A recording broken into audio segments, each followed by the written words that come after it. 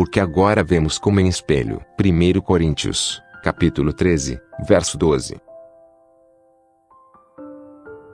Aqui chegamos à aplicação da similitude, ou seja, o sistema de conhecimento que agora possuímos é apropriado ao nosso estado de imperfeição, e que pode ser denominado nossa infância, porque não possuímos ainda uma nítida percepção dos mistérios do reino do céu, e não usufruímos ainda da visão desnuda deles. Com o fim de enfatizar isso, o apóstolo usa ainda outra similitude, a saber, que a única maneira de vermos agora é através de um espelho, e portanto não de forma concreta. Ele expressa tal obscuridade através do termo enigma. Em primeiro lugar, não há dúvida de que ele está comparando a um espelho o ministério da palavra e os auxílios indispensáveis para seu exercício. Pois Deus, que por outro lado é invisível, designou estes como meios para revelar-se a nós. Naturalmente, isso pode também ser feito para abranger toda a estrutura do universo, no qual a glória de Deus resplandece para que nos contemplemos, como se acha expresso em Romanos, capítulo 1 verso 16 e 2 Coríntios,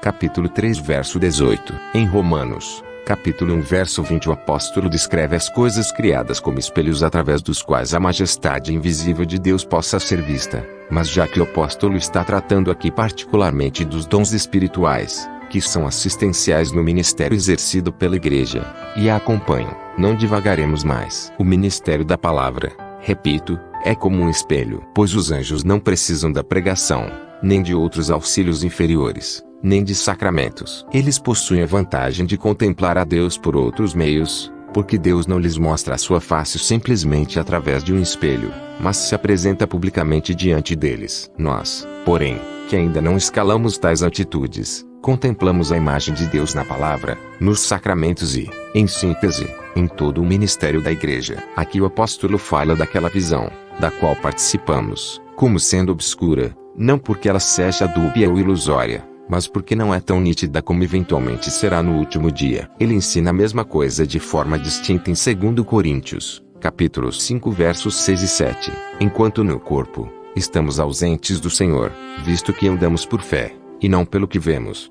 Portanto, nossa fé agora contempla Deus que, de certa forma, está ausente. Como assim? Porque ela não mira sua face, porém se sente feliz mirando sua imagem no espelho. Mas quando deixarmos o mundo para trás, e partirmos para Deus, a fé o contemplará, por assim dizer, em contato direto e sem véu diante de seus próprios olhos. Daí devemos entendê-lo por este prisma, o conhecimento de Deus, que agora extraímos de sua palavra é indubitavelmente confiável e genuíno, e não há nele nada confuso, nem ininteligível, nem obscuro, senão que, quando ele é qualificado de obscuro, a enigmaticam. Este é num sentido relativo, porquanto ele é muito lento em perceber aquela clara revelação que aguardamos, quando o veremos face a face. Portanto, este versículo não está de forma alguma em conflito com outros que falam da clareza, quer da lei ou da escritura como um todo, principalmente de todos os evangelhos, pois há na palavra uma revelação franca e nítida de Deus,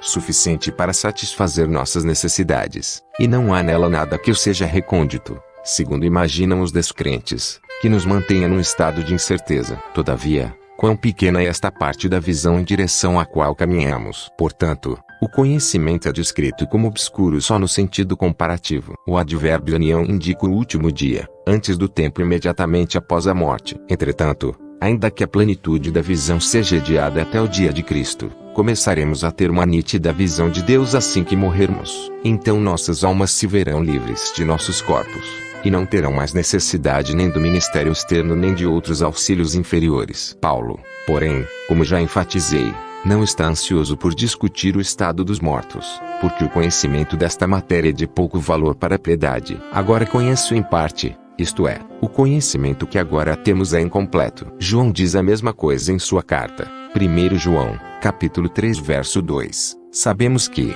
quando ele manifestar-se, seremos semelhantes a ele, porque havemos de vê-lo como ele é. Então veremos a Deus, não em seu reflexo, imagine, mas ele mesmo, de modo que haverá, por assim dizer, uma mútua visão.